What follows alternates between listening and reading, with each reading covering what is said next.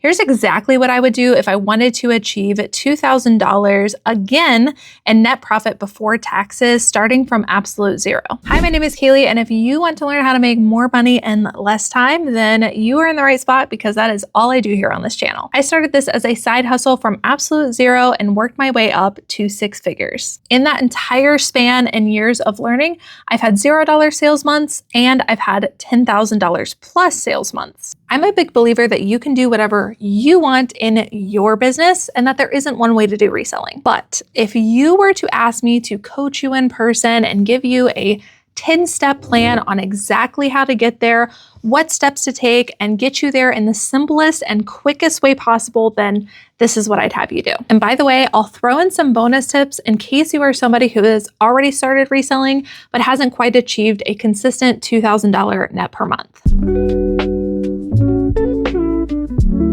Step 1 would be to determine your schedule. Figure out how much time you have to actually dedicate to working your reselling business. Quite literally, how many hours a day can you commit to? And don't say, well, I could work 12 hours a day. No. Be reasonable, pick the amount of time that you actually have. You want to give yourself time off and you want to have a cut-off time every single day where you are going to stop working because there's nothing worse than burning out. I want you to always overestimate and leave a lot of buffer room for error. Something we've been discussing a lot in the mentorship group is Parkinson's Law. Not sure if you've ever heard of this, but essentially what it is that the amount of time you'll give yourself to do something is how long you will take to achieve it. So you could give yourself 8 hours to do something, and you could give yourself 4 hours to do something, and you will fill that time up. I think a lot of resellers are experiencing Parkinson's Law. So make sure you have time off and make sure you have a cutoff time. Reselling should not take over your entire life. You should have dedicated time off. Step number 2 would be to commit to these parameters. I will stay at or better than these averages. Your averages are going to be as follows. You're going to maintain an average cost of goods of $3 or less. This means that sometimes you can buy things for $5, sometimes you can buy them for $1. As long as they average out every single month to $3 or less, you're on the right track. Another average would be an ASP, which stands for average sale price, of $25 or more. Again, sometimes you may have things that sell for $22, sometimes you might have things that sell for $35. As long as the average is $25 or more in your average sale price, that's gross, you'll be in good shape. I want you to achieve a 50% sell-through rate or higher in 90 days when you're comping items at the store. Don't pick up anything that does not have a 50% sell-through rate or higher within 90 days. And by the way, really quickly, this is how you can check your sell-through rate. And it's easiest to do on eBay, which I'll talk about here in a second. You're basically comparing the amount that is available to the item that you have. So you'll search whatever you have, take note of the number of available items. You'll use the filter to go to the sold listings and take note of the sold. Your 90-day sell-through rate in basic terms will be the amount sold divided by the amount listed. If that number is 50% or higher, you're in good shape. With these parameters, this is going to give you about an $18 net profit. Let's go to my spreadsheet here so you can see the math. This is our goal setter spreadsheet, which I created specifically for Resellers Edge University in order for resellers to be able to project out what their goals might look like, play around with their reselling dials, such as their cost of goods, their average sale price, to determine if what they're doing or what they hope to do will meet their goals. So in our case, we have a $3 average cost of goods, an average sale price of $25. I've changed the fees to about 15%. That's roughly what you're going to have with eBay if you're not doing anything extra, such as promoted listings, which you shouldn't be at this point.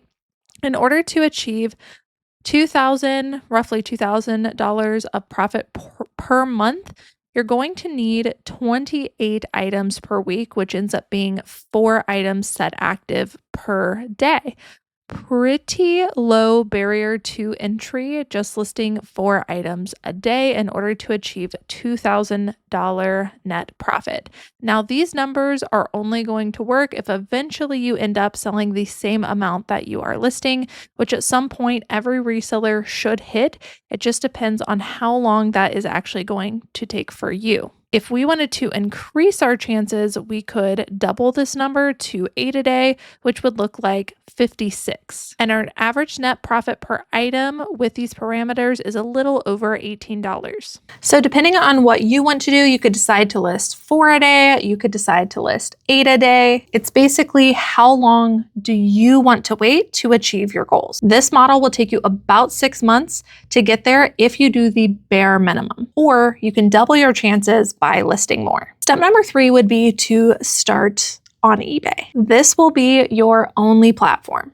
I know, you guys, I know, but I promise you that eBay is the best platform if you want to do this solo. It's the best one to start out on for most resellers because they have the most people on their platform, which means more buyers, which means more chances for your items to sell. Statistically, there is just a higher percentage chance of you selling your items on eBay than any other platform out there, especially as a beginner. It is known as the hardest platform to learn, but it also has the biggest payoff. Again, you can do whatever you want in your business, but if you're asking me to coach you, this is what I'd recommend. You can list for free on eBay with an individual account up until about 250 to 300 items, which is when I recommend you start looking to upgrade to a store. But you can list for free on eBay for quite some time. And the hardest thing that you'll need to learn on eBay is how to ship on there. And don't worry, I've got you. I promise it's not that hard.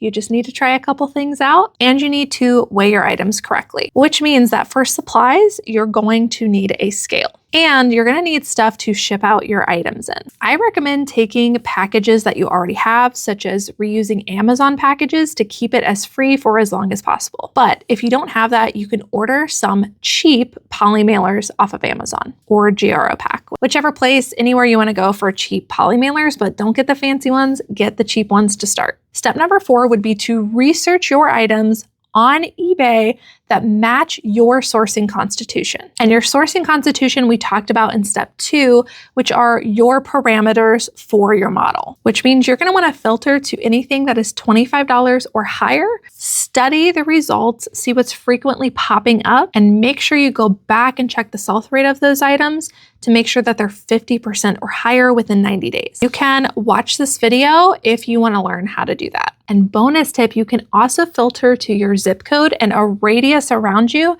so that you can see what you're most likely to come across. By the way, notice how we did all of this research and all of this planning and preparing before we ever took any action. Setting up your business plan, what the rules are so that you stay in line with your goals is so important before you ever start sourcing. Step number 5 would be to start finding items. I recommend going around your house, doing comp searches, practice comping, search those items up and see what is a 50% sell-through rate or higher. I personally focus on a niche of clothes, shoes, and accessories, but you can really do this with anything in your house. You could do it with any niche. Just needs to be 50% or higher. Searching a bunch of items that you have around you in your house already available that you're willing to let go of is going to help you practice comping, searching, using filters on eBay, and even if you don't find anything, you're going to be much better off for the practice. So if you can find something that is 50% or higher and it meets your parameters of $25 or more,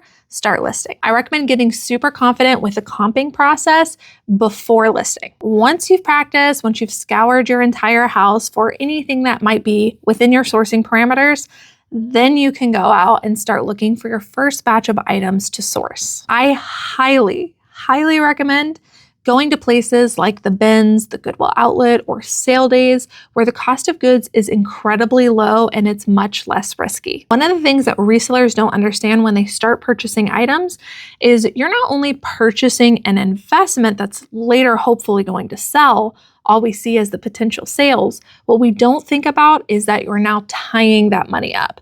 So any initial investment that you make, you're not going to get that money back until it sells. And we can't guarantee that every single item is going to sell. So do yourself a favor and try to keep your cost of goods really low in the beginning. And remember, when you start sourcing, you need to stick to your sourcing constitution. It is the only way this works to reach your goals. Don't be upset if you walk out with nothing. It's so much better to leave with just a few items that will sell based on data then a bunch of items that likely won't, and then you've spent all of the time listing them, you've invested your money, and they're not gonna move. Stick to your sourcing parameters. And I'm gonna call this step 5.5.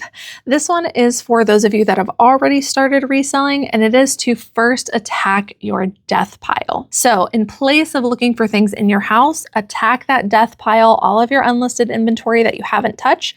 Source from there first, but make sure you're only listing things that actually meet those sourcing parameters. Number 6 is once you start actually finding and listing items, determine how long it takes you to list an item from start to finish on average. Now that you've got items, start listing them and see how fast you can actually get. I recommend taking all of your pictures at once, working in batches, and then listing them all at once. This will help you get the reps in to practice and become more efficient at listing. Then determine the average amount of time that it takes you to list per item. I'm making up numbers here, but let's say it takes you 2 hours to list 10 items. That would be 120 minutes divided by, I think I said 10. That would be 12 minutes per item. Time yourself accurately. Include any distractions that you might have, because distractions do happen and mess ups happen. Include that in your time and determine what the true average time per listing. Oh, and by the way, while you're listing, make sure you include buyer calculated shipping so that you never have to worry about a shipping charge being over or under. You're just charging the buyer exactly what the item is going to cost to get to them. And just use Ground Advantage. Don't overcomplicate it with a million different options. Just use Ground Advantage. It's the one that most buyers are picking anyways. Once you figured out your average time to list, I want you to plug this into your schedule. So in step number 1, you figured out how many hours per week you actually have to work on your reselling business. Then you can take the average amount of time that it takes you to list, multiplied by the number of items that you chose to set active per day or per week, and plug that into your schedule. Take your total amount of time and subtract how much it takes to list. By the way, just because your average time to list might be high now does not mean that over time you're not going to see that number decrease the more that you practice. If you're a reseller who's not already achieving, let's say 10 minutes or less per listing, you're probably overcomplicating it. Focus on getting your time to list at least 10 minutes or less. Just hammer out those listings. So you'll use your actual timing, whatever you are currently doing, being very realistic with how long it takes you, and you'll subtract that out of your schedule. Whatever time you have left is the time you can use for everything else. You're going to first and foremost do your listings every single day. So if you decided that you're working 5 days a week, all 5 days, you will do your listings. And it'll be the first thing that you do every single day. And then the rest of your time will be for literally everything else. Your sourcing, shipping out orders, answering customer questions, anything at all will fit into the remaining time. Listing is your number 1 priority because it's the one thing that makes you money, and items can't sell if they aren't listed. Step number 7 would be, once you figure out how much time it's taking you to list and what amount of time you have left, you're going to set up and work a consistent schedule for at least 2 to 4 weeks. Commit to doing this schedule consistently. At least 2 weeks, but I recommend 4. By forcing yourself to follow a schedule and do the same thing every single week, you're going to get in the rhythm and a workflow state of getting your work done every single week and smashing out those listing goals. It really does take a workflow and a consistent schedule in order to achieve monetary goals that you have set for yourself, at least if you want to do it in the fastest, most efficient way possible. I literally don't care how you set up your schedule as long as your listings come first every single day that you're working, and that you source the appropriate amount of items that you need to list every single week. As long as you make those things happen, you are in good shape. Within the first 2 to 4 weeks, you should end up having at least your first sale. And if you don't, you should be going back and asking yourself, are these items really fitting my sourcing constitution and the parameters that I set for myself? Assuming that you listed it correctly and you priced within a market range, meaning the normal amount that you see in the solds. As long as you're not overpricing and you're listing appropriately, the only reason that your items won't be selling is because they don't have a great demand. So go back and look at your items and honestly ask yourself, maybe you even need to recomp those items.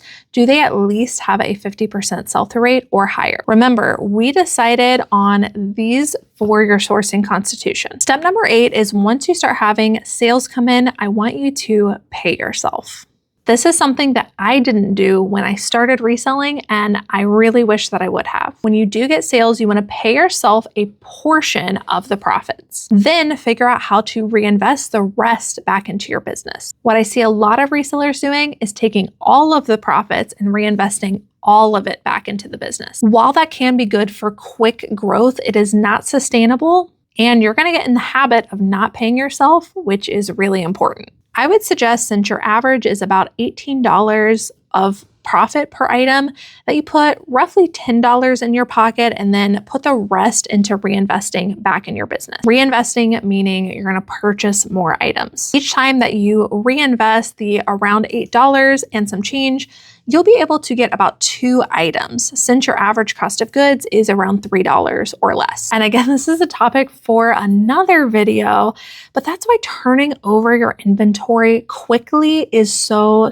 important. Because when the items sell, not only do you get your initial investment back, but then you can pay yourself and reinvest into more and better items. That's what gets that snowball rolling to a bigger business. Step number 9 is to figure out your numbers. Once you start having sales, I want you to set up a day each week or possibly even each month where you're figuring all of your numbers out. Here's what you're going to need to know. You're going to need to know your averages and also what's actually happening in your business on a weekly or a monthly basis. Your averages would be things like your average cost of goods, your average sale price, and your average net per item. Ask yourself, do these averages align with what I'm saying it should be? Do they align with my sourcing constitution? If not, I need to go back and I need to fix some things. And then you also need to know what's actually happening in your store. I personally do things on a monthly basis. So when the new month starts, I'll go back and pull all of my numbers from the previous month and evaluate. You're going to want to know your 30-day store sell-through rate,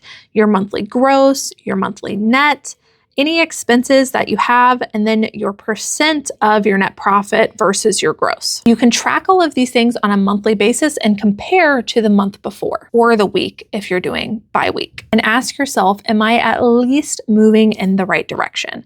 Are the numbers that should be going up moving up, even if just by a little bit? And are the numbers that should be going down actually moving down? Again, just even if a little bit. What is most important is not that you make huge leaps and bounds, but that you are moving in the direction you think you should be. So even if it's a 5% or a 10% difference, as long as it's moving in the right direction, you are on the right track. Almost all of this information can be found on your performance tab on eBay, but you do have to keep track of your cost of goods and any additional expenses that you might have. And at this point, you shouldn't really have hardly any expenses other than some poly mailers, a scale, and maybe a shipping label printer if you want and if you've got enough money to reinvest and still buy new items. And the final step is step number 10, and that is to tighten and adjust. Once you start getting in a rhythm, take a look at your average time to do everything. Every single task, time it out and figure out on average, how long does it take you?